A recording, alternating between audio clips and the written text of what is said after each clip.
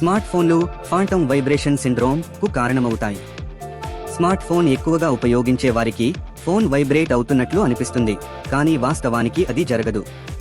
దీన్ని phantom vibration syndrome అంటారు. ఇది ఎక్కువ మానసిక ఒత్తిడి, సెన్సరీ నరాల వేధింపుల కారణంగా ఏర్పడుతుంది. అతిగా ఫోన్ వాడటం వేళ్లకు శాశ్వత నష్టం కలిగిస్తుంది.